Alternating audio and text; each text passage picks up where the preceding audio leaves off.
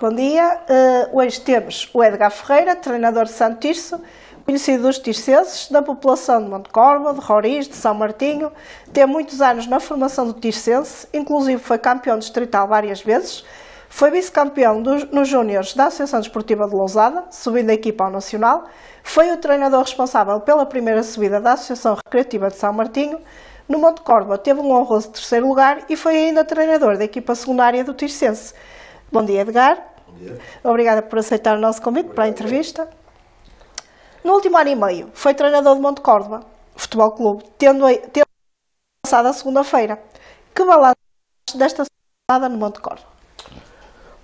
Edgar, mais uma vez bom dia. Agradeço o convite e dou-vos os parabéns pelo vosso projeto, que é realmente um projeto que coloca os tircenses com bastante informação e que espero que continue por muitos bons anos neste vosso projeto. Em relação ao Montecorvo, faço um balanço positivo. A época passada nós tivemos uma época em que conseguimos o quinto lugar, ficámos às portas da subida de divisão, tínhamos um plantel um pouco curto e talvez isso acabasse por ter a sua influência. Durante esta época estávamos em sétimo lugar, tivemos alguns problemas durante a época com os jogadores lesionados, custou-nos ali alguns pontos, mas penso que acaba por ser também um trajeto positivo. O que é que se passou para haver este divórcio? Muitas pessoas estranharam isso ter acontecido após o regresso às vitórias e também acaba por ser a meio da época. É o curso normal do futebol. O futebol tem ciclos como na vida, não é? E nós na vida temos altos e baixos, temos situações em que não temos, ou seja, não concordamos com determinadas coisas e temos visões diferentes do que queremos que aconteça. Neste caso aqui, o fluxo normal por parte das pessoas que gerem o clube e do treinador, que acabaram por ter visões diferentes sobre aquilo que é o futebol. Se o timing é o correto, pode não ser o correto, depende do ponto de vista, mas foi o timing que as pessoas que acharam que devia ter-se efetuado assim fosse, e foi o caso. Após uma vitória, é verdade, após uma vitória, após o regresso às vitórias depois de duas derrotas, mas penso que acaba por ser o curso normal das situações, porque quando já há algum desgaste, ou até as pessoas estamos um pouco já com diferentes visões sobre aquilo que podemos e que devemos fazer, acaba por haver sempre uma rescisão, um divórcio, entre aspas, entre as duas partes. Mesmo para o próprio plantel, veio de uma sequência de resultados negativos, conseguem finalmente chegar a uma vitória e de repente têm que mudar tudo, porque mudando o treinador acaba sempre por mudar tudo. É verdade, eu notei que os meus jogadores ficaram surpreendidos, obviamente, ficaram surpreendidos. Como em tudo, neste caso, nós fizemos a minha equipa técnica, uma excelente equipa técnica. Nós construímos um plantel de base com 27 jogadores, comprido, é verdade, mas também com essa utilidade de poder, se houvesse lesões, podemos utilizar uns e outros. A verdade é que, claro, quando há uma mudança técnica, haverá sempre uns que vão sobressair, outros que vão ficar um pouco mais para trás. Nós, até à 10ª jornada, na 10ª jornada, já tínhamos quase todos os jogadores utilizados no campeonato, o que é excelente. É óbvio que nós temos aqueles carinho mais, como em tudo, temos um carinho por mais uns, por outros, ou outros, os jogadores também nutrem mais carinho por nós ou não, também. Num plantel de 27 jogadores é impossível agradar a toda a gente. De qualquer forma, trabalhamos sempre de forma honesta e de forma que as coisas corressem sempre de forma positiva, para que todos pudessem se sentir úteis. Claro que vai haver uma mudança ou já houve uma mudança técnica, e isso vai trazer também alterações ao nível daquilo que é o trabalho, e eles terão que se adaptar a isso. Consigo, Montecorvo alcançou a melhor classificação de sempre na sua primeira passagem pelo clube. Sente que foi agora de alguma maneira injustiçado? Não. São tempos diferentes, naquela altura foram momentos excelentes, nós fizemos um trabalho excelente, mas a verdade é que no futebol não há injustiças. No futebol é o momento, ou seja, nós percebemos que se as coisas correm bem, toda a gente nos bate a mão nas costas. Se as coisas correm menos bem, começam-nos a olhar de lado. Estou a falar da parte técnica, atenção. Se as coisas correm mal, o treinador é que acaba por ser sempre o culpado. Embora na primeira passagem lá realmente nós fizemos coisas muito boas, ficámos num honroso terceiro lugar, movimentámos a sociedade cordovense, fizemos com que as coisas, o clube estivesse muito próximo do povo, Agora, nesta segunda passagem, seria uma coisa mais forte e acaba por... Não acho que tenha sido injusto. Acho que é o curso normal das coisas. A justiça... tal no futebol, novamente vou referenciar isso, o futebol como na vida, as injustiças, eu acho que elas não existem. São as coisas que depois, mais tarde, de cabeça fria, as pessoas acabam por perceber que cometeram ali um erro como toda a gente comete. Agora, falar em injustiça acho que é um bocadinho pesado. E é fácil lidar com essa situação de hoje somos os melhores e amanhã podemos ser os piores? Pois, aí é que está. Aí é que está, mas quem abraça a carreira de treinador tem que perceber isso. Eu fez o ano passado 20 anos que estou a treinar e percebo perfeitamente que quando nós estamos numa posição destas, nós mexemos com muitas cabeças, com muitas mentalidades, com muita forma de estar e temos que estar preparados para ou sermos os maiores e passado um dia sermos os piores do projeto em que estamos inseridos. Não é muito comum durante a sua carreira terminar um projeto a meio da temporada. Não estou recordada que isso tenha acontecido. Não, aconteceu no Roriz, mas no Roriz foi numa situação também um pouco anormal. Faltavam poucas jornadas para terminar o campeonato, mesmo poucas jornadas, e a equipa estava quase salvaguardada de descer de divisão. Mas realmente não é normal, mas temos que estar, como eu disse ainda há pouco, preparados para isso. Quando se está numa posição como a de treinador de futebol, tem que estar preparado para essa situação. Até porque os próprios adeptos normalmente não pedem para despedir os jogadores, pedem para despedir o treinador. É sempre a vítima. E nós também somos adeptos. Nós também temos os nossos clubes de coração e também somos exigentes e às vezes nós que estamos do lado de fora, porque temos este papel, no meu caso tenho o papel de treinador, mas também tenho o papel de adepto, que também tenho os meus clubes preferidos.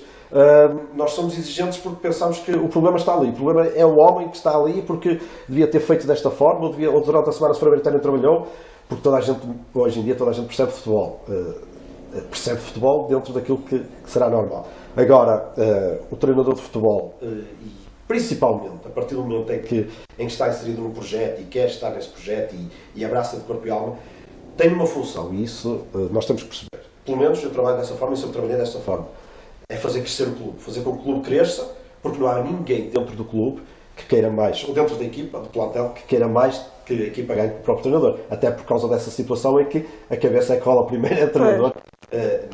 Raramente ou muito esporadicamente é que pode acontecer uma situação em que haja uma remodelação a nível dos jogadores e isso nós temos outras mentalidades, por exemplo no Reino Unido, em que o treinador passa lá anos e anos e anos, ou até mesmo, já temos aqui um caso em Portugal, o Sérgio Conceição, no Porto também, que já está lá há alguns anos a fazer excelentes trabalhos, embora por vezes também tenha maus resultados ou coisas menos boas. Mas a verdade é que nós, enquanto treinadores, eu, pelo menos, e volto a referir, quando estou num clube, faço as coisas para que o clube cresça, se eleve e acabe por ter um percurso e um caminho em que o clube, quer desportivamente, quer a nível daquilo que é a sociedade em si e dentro dos parâmetros que são da própria terra, cresça também e fique sempre aproximados e encaixados. Eu trabalho dessa forma, para que as coisas cresçam, que o clube cresça e a partir desse momento tenho que tentar que as pessoas que estão ao meu lado ou na minha retaguarda pensem o mesmo. Se assim não acontecer, acaba por ser complicado continuar. Que jogadores marcaram nesta última época e meia? É assim, os jogadores que marcaram nesta última época e meia. É complicado, porque eu ainda na segunda-feira, quando me despedi deles, por exemplo, eu gosto deles por inteiro, ou seja, por todos. Aliás, fui eu que no início da época, fui eu que construí o plantel, falei um a um com eles, disse-lhes qual era a minha ideia de jogo, qual era a estratégia, o que é que eu queria que acontecesse. Gosto deles por inteiro. É óbvio que pode haver ali 3 ou 4 jogadores que me surpreendam pela positiva. Alguns eu já conheci, já trazia de outros lados, outros foi a primeira vez que trabalhei com eles. Gostei muito de trabalhar nesta época e meia da forma como aqueles 3 miúdos que vieram da formação de Monte Córdoba, 16, 17 anitos, se inseriram e integraram e conseguiram e estavam motivados para aprender. Gostei da forma, porque são muito humildes, são miúdos humildes. O Tiago Silva, que eu fui buscar ao Rins, tem um potencial enorme. Eu gostei muito e foi uma aposta minha, e ainda bem que foi, porque eu acho que o Tiago acaba por ser um jogador que não cabe muito nesta divisão, como tem outros lá dentro. O Pedrinho, o capitão, é um jogador que, além de ser um excelente jogador, é um excelente ser humano, mas eu já o conhecia de outras paragens, do Tirceu. O Ruben, no guarda-redes, é um jogador nervoso, mas é muito humilde e tem uma qualidade enorme. E depois há ali um naco, um ninho, por assim dizer, de jogadores em que nós temos que saber contornar algumas situações, porque as personalidades são diferentes, os perfis são diferentes, mas eu gosto deles por inteiro e sempre gostei e que fiz questão de dizer isso. Se há alguma coisa que aconteceu e que acontece quando eu trabalho no plantel, é que a honestidade é o meu ponto alto, ou seja, trato todos de igual forma, trato todos da mesma forma e pelo mesmo equilíbrio, para que não haja sensações de injustiça, a tal injustiça que para mim não existe no futebol, de injustiça.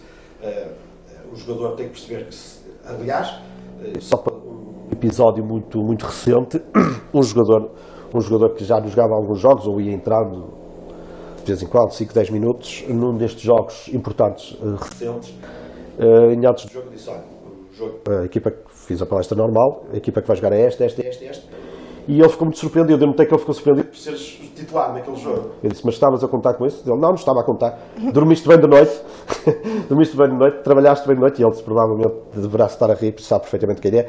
E ele, sim, e entrou e fez um jogo fantástico e continuou titular e vai ser titular, porque ele é muito humilde também trabalho. Mas é esta a forma, ou seja, um treinador, e pelo menos da forma como eu trabalho durante a semana, pode estar a dar a entender que não está atento a determinadas coisas, mas chega ao momento H, ao momento X, trata todos de igual forma, trata todos por equilíbrio e no mesmo patamar. E quando é para decidir, decide conforme aquilo que acha que é o melhor para o clube, para a equipa e para que as coisas corram bem. Porque às vezes até há alterações que o próprio treinador faz, que os adeptos acabam por não perceber, mas que cá tem uma lógica. Exatamente. Olha, aconteceu isso no último jogo. Exatamente, no último jogo em que nós estávamos a vencer 2-0, o adversário em cima do intervalo fez 2-1, depois fez 2-2 e a equipa estava ligeiramente adormecida, não sei se seria bem adormecida ou seria até ansiosa, porque as coisas não estavam com dois resultados negativos, ia ganhar 2-0 e agora 2-2, e o treinador, da minha pessoa, que decidiu naquele momento, mexer ali em 3, 4 posições para que a equipa despertasse, para que a equipa ficasse em alerta e para que ressurgisse de onde estava. E o próprio adepto cá fora deve estar a pensar, mas que mexe em 3, 4 posições, porquê? Não mete 2 jogadores e está a mexer em 4 posições, porquê? Porque o treinador está a ler o jogo, o treinador é que sabe com quem trabalha durante a semana e sabe que opções é que, ao fazer esse tipo de opções, que é que lhe vai dar durante o jogo. Enquanto adepto, às vezes nós olhamos para o jogo e pensamos, bem, aquele é defesa direita, aquele é defesa esquerda, há que manter ou até mexer pouco. Mas o treinador sabe que há outra utilidade desse jogador dentro do campo e pode utilizá-lo e pode fazer com que as coisas sejam mais voláteis e até haja mais polivalência. E é isso que nós também temos que perceber enquanto adeptos, e agora chamo aqui um pouco à razão o papel do adepto, é que o treinador trabalha durante a semana, percebe o que é que o jogador pode dar e percebe o que é que a equipa precisa naquele momento. Não quer dizer que não cometa erros, aliás. Como tudo também na vida, pode correr bem, pode correr mal, não é? Exato. O treinador, quando faz uma substituição, ou quando faz um 11, quando monta um 11, é para que as coisas corram bem. O treinador corre no erro de um erro fantasma, ou seja, o erro fantasma é colocas o jogador em campo, tens como finalidade ou que ele defenda bem ou que ataque bem, e se ele pode estar a defender bem e marcar um autogolo, e pode estar a atacar bem e não fazer golo nenhum e até falhar pênalti no último minuto, como já me aconteceu. Portanto, isto aqui é tudo muito subjetivo, ou seja, nós queremos ser melhor, o jogador também, quando entra em campo, quer ser melhor, e o adepto também quer melhor porque não quer sair do jogo frustrado porque a equipa perdeu, ou que a equipa não jogou bem, ou que a equipa jogou bem mas não ganhou, ou a equipa até jogou mal mas ganhou. Isto é tudo uma bola de neve que nós temos que perceber com alguma calma e alguma tranquilidade, principalmente quando estamos neste papel deste lado, em que mexemos com muitas mentalidades, com uma forma de estar no mundo do desporto e até no futebol, que é o rei dos desportos, em que as emoções andam sempre ali à flor da pele e às vezes, como a Silvia falou um bocado, o treinador hoje é o melhor e amanhã é o pior e hoje não vale nada e às tantas até vai para outras paragens e faz um trabalho excelente e depois volta e depois acaba... Porque nós temos também estas versões muito interessantes, que é o treinador aqui pode não fazer um bom trabalho e vai para o outro lado e faz um trabalho excelente. Sim. E vice-versa. Faz trabalhos excelentes ali e depois vai para o outro lado e acaba com as coisas a correr bem. Porque há muitos fatores conjugados. Há o fator trabalho, há o fator do perfil do treinador, da personalidade dos jogadores, de como quem tem na retaguarda para fazer com que as coisas aconteçam. E depois há um fator que é importantíssimo no futebol, que pouca gente dá valor, que é a sorte, o fator sorte. Também. Há ali 10% disto tudo que nós temos que trabalhar, que temos que perceber que conta, que é o fator sorte. Eu, por exemplo, tive 2 jogos este ano em que os meus jogadores no último minuto falharam um penalti. E isso custou-nos vitórias. Mas temos que saber lidar com esse tipo de situações. Pois. É apenas isso. Porque o importante é marcar os gols. Às vezes até pode estar uma equipa aos 90 minutos a jogar melhor, a criar oportunidades, mas não consegue finalizar. E a outra vai uma vez à baliza e faz. Já me aconteceu isso muitas vezes, a meu favor e contra mim, em que fomos completamente trucidados, por assim dizer, no jogo, e em 2 ou 3 vezes que fomos lá mais fizemos e conseguimos vencer. E há aqueles jogos em que eu, por acaso, lembro-me, a Silva está a falar desta situação, eu lembro-me de um jogo que eu tive aqui nos Júniores de Tirsense, em que nós, como aliados ao lado dele, mas isto é garantido, quem lá esteve sabe isso. Nós tivemos 90 minutos em cima do adversário, 90 minutos. E o meu guarda-redes nessa altura é agora treinador dos guarda-redes sub-23. Nós tivemos 90 minutos garantidamente em cima do adversário e eles num balão, no chamado balão, a faltar os 90 minutos a aliviar, fizeram uma chapelada ao guarda-redes, ou seja, ganharam o jogo aos 91 sem fazer absolutamente nada. E o futebol também vive disso, a partir do momento em que o fator sorte encaixa em determinada equipa ou em determinado momento, acaba por decidir muitas vezes aquilo que é o jogo. E não adianta se nós trabalharmos bem durante a semana, se montarmos uma excelente estratégia para o jogo, se fizermos com que aquele 11 estivesse preparado para que as coisas acontecessem, porque depois também temos que contar com o fator sorte. Vamos agora recordar parte da sua carreira. São já muitos anos no futebol que merecem ser lembrados. É o treinador responsável pelo início da ascensão do São Martinho, era o treinador quando o pelado deixou de ser pelado e foi instalado o sintético. Deve ser um orgulho para si ser o treinador que iniciou o projeto de um clube que está seguro nos campeonatos nacionais há vários anos. O São Martinho foi o meu primeiro projeto de treinador sénior. Eu saí de Lousada e tive na pessoa do Sr. Presidente Germano Pereira um convite bastante ambicioso. Um clube com história no futebol português, não é no futebol que se diz só, no futebol português, e realmente nós chegámos lá, o campo ainda era pelado, é verdade, fizemos um excelente campeonato,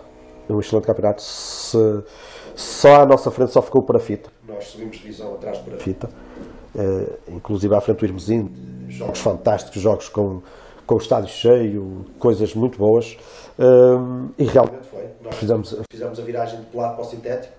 É um orgulho, obviamente que é um orgulho e fica marcado na carreira do treinador. E eu gosto muito da gente de São Martinho, do povo de São Martinho, do Clube de São Martinho, desejo-lhes os maiores sucessos e o Presidente o Zé Joaquim sabe isso e as pessoas com quem eu também privo muitas vezes e converso, sabem que eu gosto muito de São Martinho e desejo-lhes os maiores sucessos. Foi uma etapa muito bonita da minha vida e de São Martinho também, porque foi ali que realmente começou a cavalgada do clube para outros patamares e foi a partir daí que neste momento está onde está, fruto do belíssimo projeto do Presidente que me apresentou e fruto também daquilo que me foi dado pela direção na altura com determinados jogadores. Depois em dezembro fizeram também uma remodelação, fizemos buscar mais 5 ou 6 jogadores e as coisas acabaram por correr muito bem e foi realmente um momento extraordinário, quer para mim, quer para o clube, sinto isso. Curiosamente, também Monte Córdoba foi o treinador que estreou o relvado sintético na época passada. É mais fácil atrair jogadores com melhores condições ou um jogador não pensa muito nisso? Não, o jogador pensa muito nisso, pensa e cada vez mais o jogador moderno é isso. Eu também tenho alguma dificuldade no momento atual ter uma equipa a jogar no pelado. Eu sei que muitas vezes as condições não são as ideais para que o clube cresça nesse aspecto, no aspecto das infraestruturas, mas o jogador, por exemplo, eu este ano não consegui ganhar nenhum jogo em pelados. Ou seja, o próprio jogador, além daquilo que é a capacidade técnica e a interpretação do jogo num pelado ou no sintético ou no relevado natural é completamente diferente. Há aqui três situações diferentes. O pelado obriga a ser muito mais físico, obriga a ser muito mais de agressividade, de fazer com que nós procuremos o contacto físico e que estejamos sempre expostos demasiado, não expostos àquilo que é o futebol mais direto. O sintético obriga-nos a ter qualidade de jogo, obriga-nos a fazer com que consigamos circular, tenhamos princípios de jogo em que queremos posse de bola e queremos jogar um bom futebol. O relevado natural também depende muito daquilo como está o tempo, ou seja, há relevados que obrigam a determinado jogo porque acaba por ficar muito pesado, há relevados leves em que as coisas podem se tornar também mais fáceis para os jogadores, mas o jogador de futebol e o próprio treinador hoje em dia liga muito isso, estuda o terreno onde vai jogar e a forma como tem que jogar mediante aquilo que é as condições do terreno onde vai jogar. Outros dos clubes do Conselho que já orientou foi o Roriz, durante apenas uma época. Que recordações tem desse ano? Também tenho boas recordações. O Roriz nessa época tinha subido divisão, nós fizemos ali um bom percurso, com algumas dificuldades. Mais uma vez, a meio da época, tivemos ali um problema com duas lesões, uma delas, o homem e o jogador agora nem sequer não joga, teve acabado de dar a carreira de futebolista, e penso que ele até podia ser profissional e mexeu muito com aquilo que foi a mentalidade da equipa, mas acabou por ser um trajeto que eu considero positivo. Também um clube com excelentes condições, tem crescido bastante, tem condições para se manter onde está neste momento, na elite, embora eu perceba que neste momento as coisas estão complicadas para o clube, mas é gente de trabalho, também é gente que tem como foco fazer com que as coisas aconteçam a favor do clube. E depois é um clube que tem muita formação, tem futebol feminino, tem as camadas jovens todas, também tem muita envolvência dos adeptos.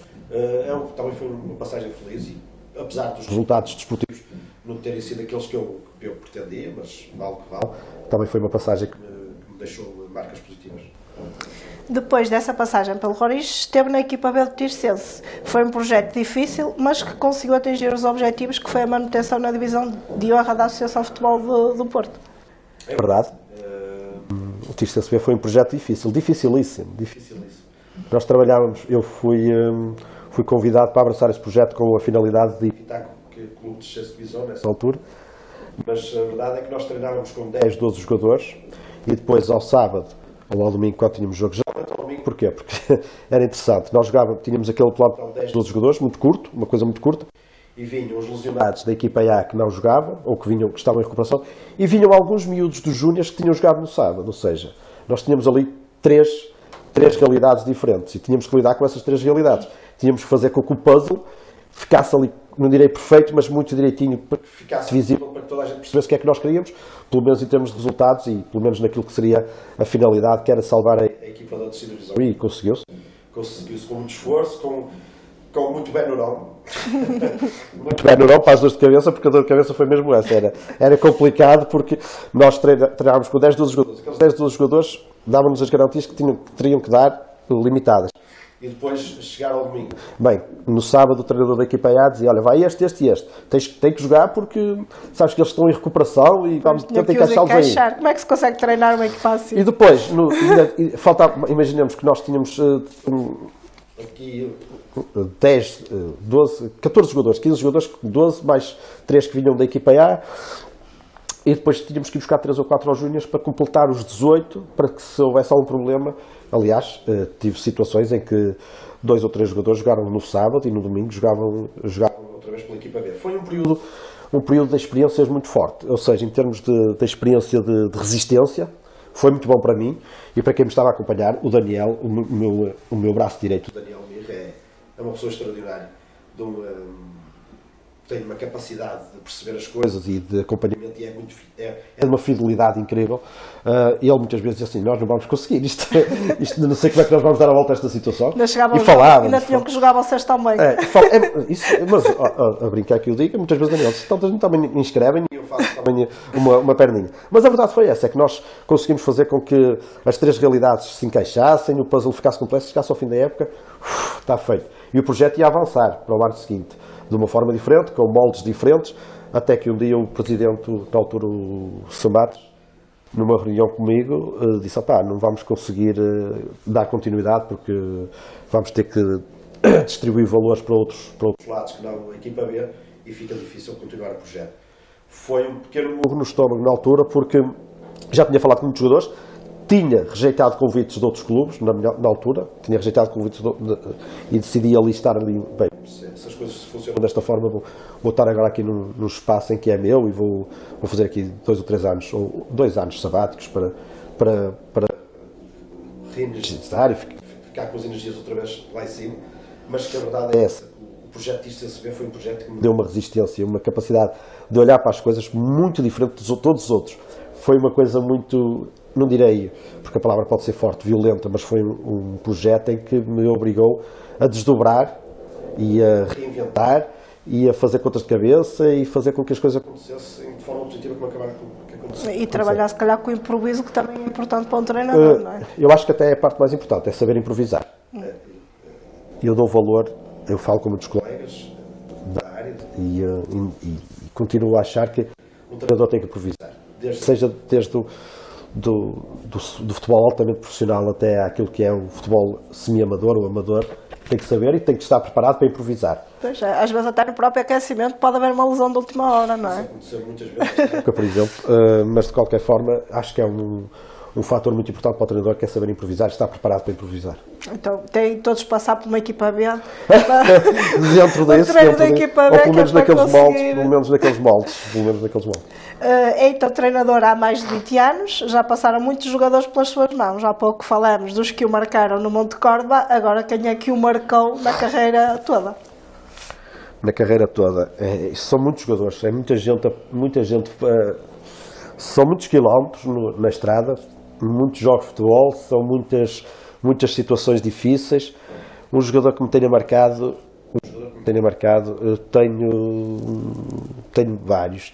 Na altura de São Martinho, que são jogadores mais maduros, jogadores mais capazes, que era o Emerson, um jogador que era, penso eu, daquela zona de Passos de Ferreira, um jogador de cor escurinho, brasileiro, e ele era quase da minha idade. Eu acho até que ele era mais velho e tratavam-me por pai e nós então muitas vezes brincávamos com isso, mas ele foi fenomenal. Acho que foi o jogador que mais me marcou, porque ele era fantástico como jogador e depois tinha uma capacidade de conseguir unir o balneário através da sua maturidade e da relação de treinador-jogador, e que é muito importante nós ter essa ponte. Eu penso que o Emerson foi aquele jogador que passou pelas minhas mãos, e que eu posso dizer, isto é um tipo de futebolista que o treinador devia ter sempre no plantel. Um equilíbrio muito grande e a ponte entre o treinador e a equipa, o plantel, além da humildade dele, a capacidade de fazer com que as coisas funcionassem de um lado e do outro em consonância e funcionasse bem. Claro, com muitos outros, e até posso estar a ser injusto para muita gente, que me ajudaram a fazer este trajeto e a crescer, porque um treinador não consegue crescer, nem consegue ter sucesso se um jogador não estiver ao lado dele, se não fizer com que as coisas aconteçam. Obviamente, e de certeza absoluta, estou a ser injusto com alguns. Desde já peço desculpa, mas talvez aquele que eu possa dizer que me marcou, porque tivemos uma relação muito próxima, até não só por essa história dele ser mais velho do que eu e me chamar pai, ficou um pouco marcado. Ainda é cedo para fazer balanços da época desportiva. Ainda estamos em fevereiro, mas temos já várias tendências. O Tirsense luta para subir à Liga 3, o São Martinho para não descer. A nível distrital, o Vilarinho é a equipa mais forte. O Roriz está, esta época, luta para se salvar do escalão mais alto da distrital. Depois temos o Desportivo das Águas, principalmente para os de Conselho. É uma questão muito, muito interessante e muito que deve ser cuidadosamente analisada. E vou tentar fazer aqui uma retrospectiva, ou tentar fazer uma análise muito rápida disso. O Tirsense luta com as dificuldades que tem, o campeonato é extremamente equilibrado e difícil, muito difícil o campeonato. É um campeonato em que qualquer das equipas pode ganhar fora ou em casa, ou seja, o fator casa é quase irrelevante neste momento no campeonato Tirsense. O Tirsense tem um fator que acaba por ser também negativo, porque as dificuldades que joga em casa. Eu penso que esse será um dos fatores em que o Tirsense tem que lutar e vai ter que, ou seja, em vez de estar a jogar contra o adversário, está a jogar contra dois, muitas vezes contra o próprio. Sim. Tem um plantel valioso e tem uma estrutura bem montada, penso que poderá vir a ter sucesso. Depois, se nós analisar a elite, no caso do Vilarinho, está a fazer um excelente campeonato, o Daniel está a fazer um bom trajeto, já tem os seus objetivos, penso eu, que minimamente atingidos, e poderá ainda espreitar a andar ali nos primeiros lugares, o que é excelente, porque o Vilarinho também tem excelentes condições, tem um excelente plantel e um bom treinador, que está a fazer um excelente trabalho, tem capacidade e pode até chegar um pouco mais à frente. O Roriz, passar por dificuldades que seriam naturais de alguém que sobe de divisão e chega a uma divisão como a elite, em que é preciso um conhecimento muito forte de onde se está. Tem que haver sempre ali alguma coisa em termos de reforço do plantel, principalmente com os jogadores com maturidade, porque o Elite é uma divisão muito pesada, uma divisão pesada no aspecto futebolístico, atenção, é uma divisão que obriga a que nós tenhamos, quem lá está, que tenha jogadores com alguma maturidade para perceber o enquadramento onde estão. Depois o Desportivo das Aves, penso que poderia ter ido mais à frente um pouco, não é? O Desportivo das Aves acabou por sofrer naquelas 2 últimas jornadas ou 3 últimas jornadas da primeira fase dissabores que são naturais no futebol, mas que acabam por pagar caro, e agora terá que ter algum cuidado nesta segunda fase, porque a distância é muito curta entre quem fica e quem desce. A distância é muito curta, não que seja justo, porque não devia ser assim. Os moldes do campeonato não devia ser assim. É um bocado injusto. É injusto alguém que luta para subir e agora arrisca-se a descer de divisão. O Desportivo das Aves vai ter que ter muito cuidado com isso. Também é uma divisão muito complicada, a divisão de honra. O Refós.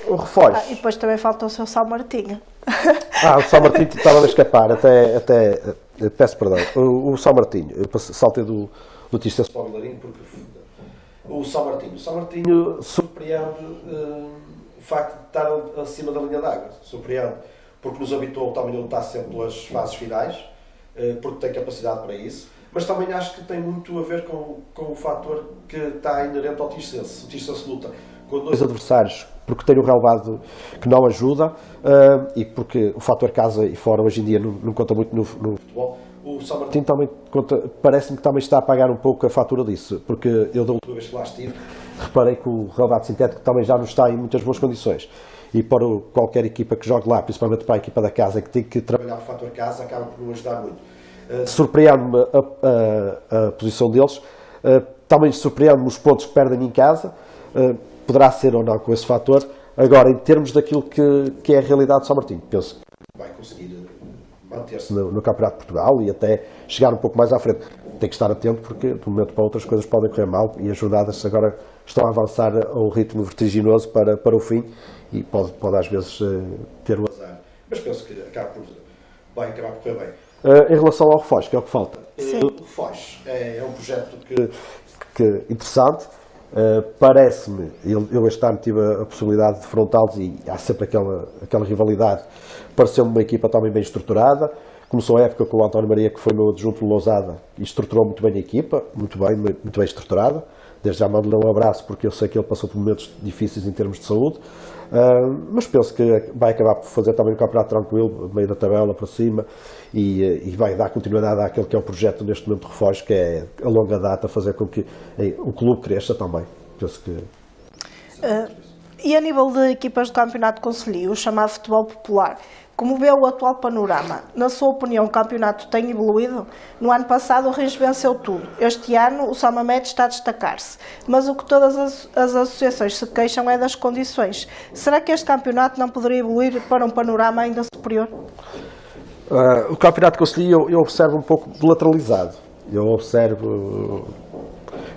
Falo com muita gente, vou buscando informações, até por causa dos jogadores. Que tem jogadores, falou que foi buscar um jogador. Foi buscar o Tiago ao Rijo, foi num desses jogos de observação do ano passado, fui ver o Rijo contra o ABCD, e toda a gente sabe esta história, que eu fui para observar um jogador e trouxe outro. Isso é comer às compras, vamos comer e trazemos outra coisa. Acabou a ser diferente daquela que foi a minha opção. Se o campeonato Concelhio podia estar melhor, quem está dentro dessa realidade é que poderá dar uma resposta em relação a isso. Que está melhor e que tem melhores condições é claramente visível. Quem está na frente do Campeonato Concelhio merece os meus parabéns. Primeiro porque penso que só há 2 equipas que jogam em pelados, não é? Penso que só o Reguenga e o Água Longa. O Água Longa, o Reguenga, sim. Penso que sim. Sim, o Salmamede está agora... Pois, o Salmamede joga em Vilarinho, não é? Joga, normalmente vai a Vilarinho. Portanto, só por aí a qualidade tem que ser mais elevada. A organização do campeonato parece-me que também estará minimamente, até porque conseguiu atrair gente de fora, porque há uma equipa do exterior a jogar no campeonato. O FEM. Sobrado, não é? Sim. Portanto, eu acho que já há uma envolvência bastante interessante. O Rins está a fazer um campeonato mediano para aquilo que fez o ano passado, embora está na Liga dos Campeões e está a ter populares, uma boa prestação. está a fazer uma excelente prestação. O Salmamede sempre habituou as pessoas e os adeptos a ter boas equipas, e não é surpresa aquilo que está a fazer. E depois, dentro daquilo que é o quadro das equipas populares ou de concelho, acredito que lutem com dificuldades extremas, porque não é fácil captar jogadores para jogar ao sábado. E por vezes também quem não tem campo próprio, não é? Tem que andar a saltar. É sempre complicado gerir as horas de jogos. Exatamente. E conseguir... Exatamente, a questão é essa. Muitas vezes eu tenho observado que há jogos às 9 da noite, tenho observado que há jogos ao domingo de manhã. É sempre complicado quem gera clubes do popular, do futebol concelhio, fazer com que as coisas funcionem minimamente bem. Por isso é que o mérito é grande para eles. Mas parece-me, observando de fora, como sempre observei, e tentando ajudar um ao outro que às vezes me pede opinião, que o campeonato em si tem evoluído bastante, tem tido um crescimento bastante interessante, e a prova disso mesmo é que há esta realidade dos sintéticos e há esta realidade das equipas do Concelho de Santo Tirso, quando vão às competições exteriores, darem boas prestações, o que quer dizer que o nosso nível e a qualidade daqui do Concelho em termos de equipas acaba por ser bastante bom. Que desafios seguem agora para si? Quer voltar ao trabalho já esta temporada ou prefere aguardar para iniciar o novo projeto na próxima temporada? O treinador tem que estar preparado para tudo. O treinador tem que estar preparado para estar a brincar com o animal de estimação em casa e não para o telefone tocar e começar a trabalhar, como tem que estar preparado para que só consiga começar a trabalhar daqui por uns tempos. E o objetivo é esse, é esperar que apareça uma proposta ou que as conversas que já possam ter surgido acabam por ter projetos interessantes ou projetos em que mais uma vez me deem aquilo que eu gosto de fazer, que é aquilo que acaba por dar prazer, que é fazer com que as coisas aconteçam de forma positiva, fazer com que o clube cresça, fazer com que a equipa se sinta confortável, fazer com que haja uma dinâmica de vitórias, fazer acima de tudo com que também a equipa técnica se sinta satisfeita e sinta o reflexo daquilo que faz naquilo que está a fazer. Mas se tiver que começar a trabalhar amanhã, vou começar a trabalhar amanhã. Se começar a trabalhar só em agosto, também assim será. Terá que haver um curso normal e natural das coisas. Perguntavam-me aqui há dias, um treinador de nível 2, o teu percurso, o teu currículo, o que é que anda a fazer na segunda divisão distrital, não achas que já andas lá há muito tempo? E eu dizia, a partir do momento em que nós temos a ambição, em que nós queremos trabalhar, em que nós temos gosto naquilo que fazemos e dá-nos prazer ver crescer, fazer com que algo cresça, com que algo aconteça, nós, a partir desse momento, e eu no meu caso específico, ficarei à espera que as coisas aconteçam de forma natural e tomem o seu rumo natural, sem nunca forçar nada, fazer com que as coisas aconteçam naturalmente. E também é importante começar, digamos, de baixo, para ganhar também experiência e currículo, para um dia chegar lá acima. Sim. Temos que ser humildes. Não, a base é mesmo essa, a humildade e ser assim, perceber que quanto nós mais corremos depressa, ou seja, quanto mais depressa nós corrermos, mais erros nós vamos cometer, mais asneiras nós vamos fazer. Portanto, há que fazer uma caminhada tranquila, serena, dentro daquilo que são os nossos parâmetros e dentro daquilo que são os nossos, aquilo que se quer o nosso perfil, a nossa personalidade, porque não há um bocado. Nós somos treinador, o adepto de futebol, o adepto cada vez mais utilizado com o futebol. Entre pelas nossas casas dentro de uma forma de estar no futebol e depois nós enquanto treinadores temos que perceber que há este papel que temos que não misturar as coisas, adepto treinador e treinador adepto, fazer com que as coisas aconteçam naturalmente. Se eu tenho um convite, se eu tenho um projeto em que me é dado, em que nós queremos que as coisas corram bem, temos que sinalizá-lo, temos que perceber quais são as condições, o que é que vai acontecer naquele espaço em que nós preparamos o projeto, para que as coisas corram minimamente bem, que sejamos surpreendidos, porque acima de tudo, nós treinadores, quando encaramos um projeto, queremos é que as coisas corram bem e fazer com que haja sucesso nisso. Pois, porque até pegar uma equipa a meio não é um trabalho fácil. Uma coisa é uma época e preparar os jogadores, outra coisa é chegar lá, que é o paraquedas, digamos. É isso que nós falávamos há um bocado, a cultura também tem um bocado a ver com a cultura desportiva. Mais até a cultura, por exemplo, britânica, não faz isso com muita frequência. Mas nós aqui, latinos, temos isso. A coisa não corre bem, corta ali mal para raiz, vai o treinador. E o treinador, quando chega a um plantel, claro que vai com as suas ideias. É difícil, se aquela ideia do meu colega anterior não funcionou, eu vou com as minhas ideias. E depois há aquele bocado que é preciso também nós perceber, que é o fator, que eu falei há um bocado, o fator sorte. Se as nossas ideias encaixarem naquilo que é o perfil de plantel que está construído, as coisas vão correr bem e até vamos ou salvar a equipa de descer de divisão, ou fazer com que a equipa até está ali às portas de subir de divisão, vai subir de divisão. Mas acima de tudo, mudar a meio da época não é bom, mas às vezes é necessário, porque há desgastes, há situações em que não há satisfação nem de um lado nem do outro, há momentos em que o jogador precisa de ser estimulado e precisa de ser picado, entre aspas, para que consiga fazer algo mais, e o próprio treinador às vezes também já não consegue passar essa ideia. E essa alteração a meio da época, ou às vezes a 3, 4 jornadas de fim, ou logo no início da época, acaba por ser positiva, mas só acaba por ser positiva se o resultado for positivo, ou seja, se o resultado final for positivo. Porque eu, quando troco de treinador, quando acho que quero fazer uma alteração a nível técnico, vou mexer em muitas coisas, principalmente naquilo que é a cabeça e a mentalidade do balneário. E isso é importante. Pode correr bem, como pode correr mal, mas é fruto daquilo que é a decisão que é tomada na altura para a estrutura diretiva, até mesmo por aquilo que é os capitais que têm um peso cada vez maior no balneário dos jogadores, da equipa de futebol. Se eu acho que é bom mudar a treinadora a meio da época, há aqui um contrassenso. Posso achar bem, ou seja, vou-me pôr num papel um pouco mais lateralizado.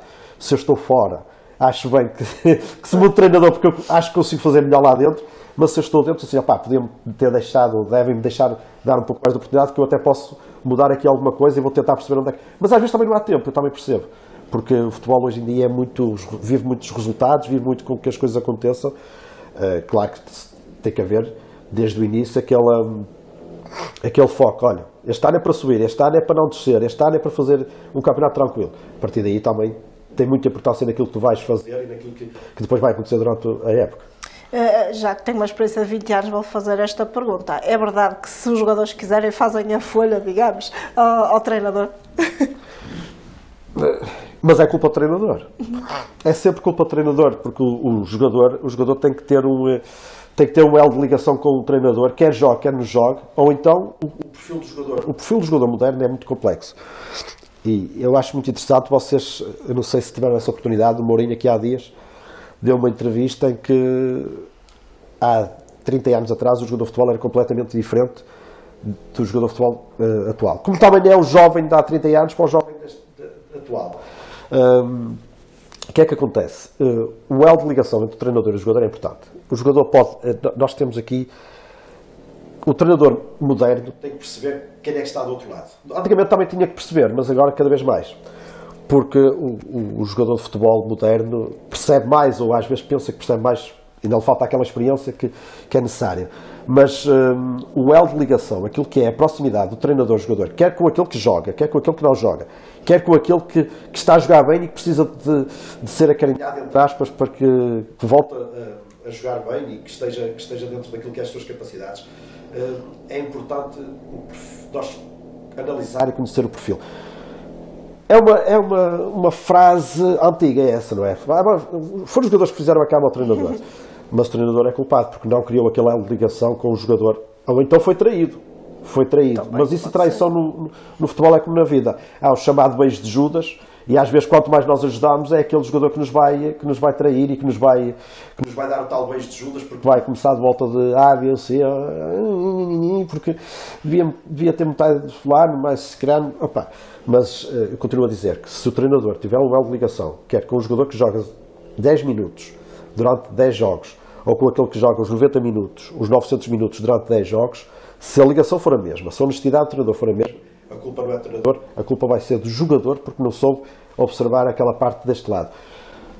Se um jogador conseguir fazer com que o treinador vá embora, algo vai mal no reino do balneário, porque se esse jogador conseguiu arranjar ali o chamado caldo ao treinador para que as coisas não lhe corressem bem, também vai acabar mais cedo ou mais tarde por arranjar o caldo à direção, aos colegas de equipa, ao plantel, e não é um bom jogador ou não são os bons jogadores de balneário que vão fazer isso. São os maus jogadores. E isso aí não deveria mandar no futebol, deveria mandar noutros desportos, até em vez de ser coletivos, ser individuais. Para finalizarmos, que mensagem gostaria de deixar aos adeptos e simpatizantes do Monte Córdoba Futebol Clube?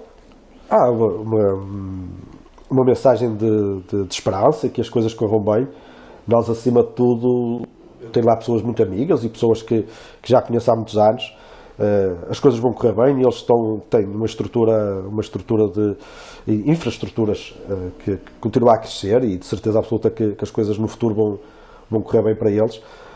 O facto de haver aqui esta separação de águas ou separação de equipa técnica com a direção não quer dizer que as coisas não vão correr bem ou que eu não desejo que as coisas corram bem. Até porque o Monte Córdoba acaba por ter sido uma etapa da minha vida em que eu, acima de tudo, quis e quero que o clube cresça e continue a crescer bem, sustentável, atrair jogadores, porque não é fácil atrair para aquela zona jogadores com qualidade e fazer com que o clube cresça etapa a etapa, sem atropelos. Acima de tudo, levo o clube comigo, porque sinto que nestas etapas que lá estive, fiz o clube crescer muito. O clube cresceu muito, não trabalhei sozinho, tenho a minha equipa técnica, tenho os jogadores que me ajudaram, a direção tem o seu mérito, as pessoas que trabalham perto da direção e que têm influência, que também penso que acabam por fazer com que as coisas aconteçam de forma positiva, e vai correr tudo naturalmente bem. É gente boa, por isso, quando as pessoas são boas, quer daquele lado, quer deste lado, as coisas correm e fluem naturalmente. Pronto, foi um divórcio amigável. Sim, tranquilo. Agradeço então mais uma vez a disponibilidade para a entrevista e desejo-lhe todo sucesso, que é para a sua vida pessoal e profissional, e que brevemente possa estar novamente onde mais gosta, que para é vocês treinar. também, agradeço também, para vocês também. Obrigado. Obrigado.